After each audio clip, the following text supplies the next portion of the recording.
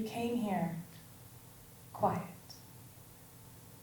You were the president of the Eco Club. You once ran a 30-hour famine on a teacher's strike with 2 friends, no adult supervision, and raised $18,000. You are fundraising for an orphanage in Mexico you hope to one day see yourself.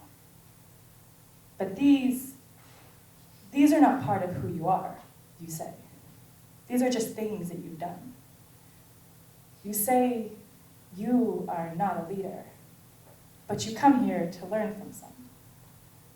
See, leaders, they're easy to spot. Leaders are power suits, briefcases, Aritzia executives, a straight spine, a clear voice. They have the rapt attention of every room they enter. Leaders have a corner office in their smile, and they can't remember the last time they were scared. You came here quiet. You stepped into a space of concrete and polish, beneath a sky of paper boats, looked around at a sea of new faces, and heard that familiar voice whisper from the honeycomb in your chest, "Why am I here?" Because you no doubt, like it's a mother tongue.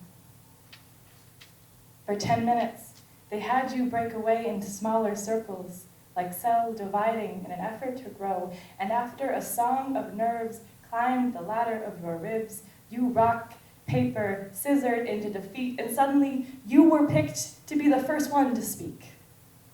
You came here quiet because you'd heard from your career counselor, your English teacher, your vice principal, that being near natural leaders could give you a north to point your quiet compass heart to, because graduation isn't far off. And the question, what do you want to do with your life, knocks like marbles in your stomach, a sea of glass and panic, and you were really hoping to just take some notes and gain some insight from these other brilliant girls, but instead, now you were picked to speak first, and you were every shade of worry and even more of fear, and there you were, sitting in front of 4 kind faces, eyes patient. There was no way you could fill 10 minutes on your own. You came here quiet, and then you started to speak. And at first, your story didn't follow a straight line. It came out crooked and ultraviolet like a toddler's coloring book, but those faces were still patient. Those eyes still spotlit on your every word, and pretty soon you found yourself sharing how growing up you had no fashion sense. You were angled and so awkward. You never sat with the cool girls at lunch, but you always wished that you could. You shared about the hospital ward you helped out with, the day that you made that passing compliment about the bouquet in the windowsill, and suddenly you and the elderly woman they belonged to were swimming in a fog of her life stories. And you listened so long, you made your mom wait in the car 15 minutes after she was meant to pick you up. You shared about how many years you lived with bad posture before you found yourself beneath a surgeon's knife. And without hesitating, you lifted the back of your tank top to show the scar to these strangers. You shared how you watched the idea of a family collapse at your feet when you were 13, about how you've been piecing together a new one ever since. You came here quiet, and you learned that that had nothing to do with not having something to say, and everything to do with feeling heard. Do you know the origin of the word story? In the 12th century, it meant happening. Your story is everything that has ever happened to you. Your story is still happening. We are just our stories. You didn't think these small puzzle pieces amounted to anything grand, and you didn't know if you could really call it a journey to leadership by talking just small pieces of courage you've been collecting like loose change in a jar on your bedside table for a rainy day.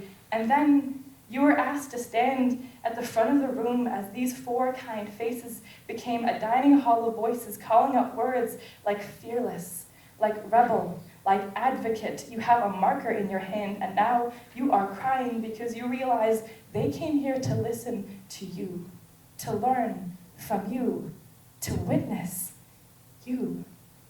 And just by speaking, you have led them out of their own quiet selves.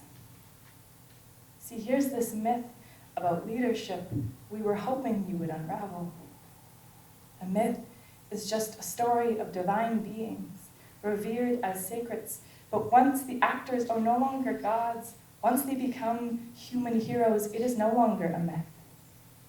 The power suit, the corner office, the Aritzia executive is the myth you've been taking apart. This is not the only story of a leader. You may still feel like the 13-year-old girl, angled and anxious and standing on the outside, but do not soften the sunset.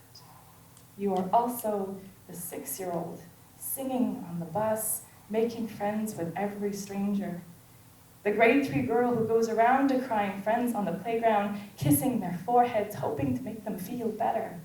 You are also the toddler your parents call the devil child, jumping from kitchen counters twice your height because you hadn't learned to be scared of flying yet.